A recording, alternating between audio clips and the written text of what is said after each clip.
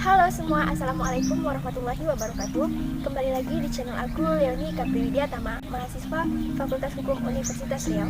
Baiklah, kali ini aku akan membahas mengenai sistem peradilan pidana.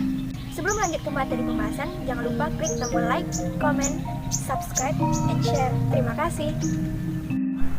Baiklah, materi yang pertama yaitu mengenai pengertian dan tujuan dari sistem peradilan pidana.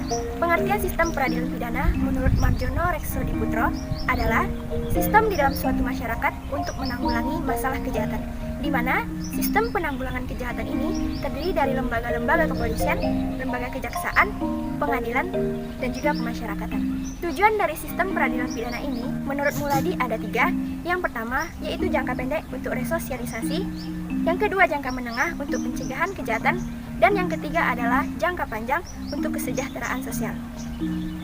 Materi yang kedua mengenai perkembangan pendekatan sistem peradilan pidana.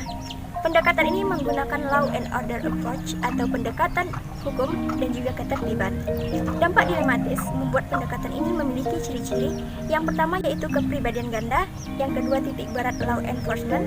Artinya di sini adalah hukum itu harus memiliki kepastian. Yang ketiga efektivitas dan efisiensi tugas kepolisian, dan yang terakhir adalah ekses diskresi yaitu polisi brutal atau polisi korupsi. Selanjutnya, materi yang ketiga mengenai dikotomi dalam sistem peradilan pidana. Ada 2. Yang pertama yaitu inquisitorial system. Cirinya yaitu persidangan berlangsung secara tertutup, pemeriksaan dilakukan secara rahasia, tersangka merupakan objek, dan asas yang digunakan adalah asas presumption of guilt atau asas praduga bersalah. Yang kedua adalah acquisitorial system. Dengan ciri persidangan dilakukan secara terbuka, pembatasan terhadap kewenangan dalam penyidikan dan pemeriksaan, hak terdakwa untuk mengikuti setiap proses pengadilan dan konsul. Asas yang digunakan adalah asas presumption of innocence atau asas praduga tak bersalah, dan yang terakhir adalah tersangka sebagai subjek. Materi yang keempat mengenai subsistem dan fungsinya dalam sistem peradilan pidana. Yang pertama ada pra-adjudication process dalam tingkat kepolisian yang digunakan untuk penyelidikan dan penyidikan. Yang kedua ada pra-adjudication process dalam tingkat kejaksaan untuk proses penuntutan. Yang ketiga, adjudication process atau pengadilan yang dilakukan persidangan. Yang keempat adalah post-adjudication, yaitu pemasyarakatan setelah terdakwa dinyatakan bersalah.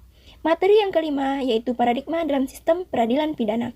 Menurut Herbert L. Packard tahun 1968, yang pertama ada crime control model dengan ciri represif, efisiensi, speed and finality, presumption of guilt, dan informal fact-finding. Yang kedua ada due process model dengan ciri preventif, efektivitas, presumption of innocence, legal guilt, dan formal adjudicative. Materi keenam mengenai sistem peradilan pidana terpadu. Dalam sistem peradilan pidana akan sulit berkembang dan menjalankan tugasnya dengan baik tanpa adanya dukungan dan sinkronisasi dengan lembaga atau pihak yang lainnya. Untuk sinkronisasi dalam SPP sendiri harus disinkronkan dengan 3 sinkronisasi, yaitu yang pertama, sinkronisasi substansial, yaitu keselarasan antara hukum vertikal dan horizontal.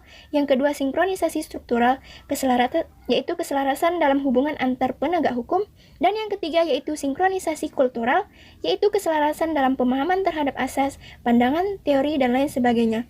Itulah materi hari ini yang saya sampaikan. Terima kasih.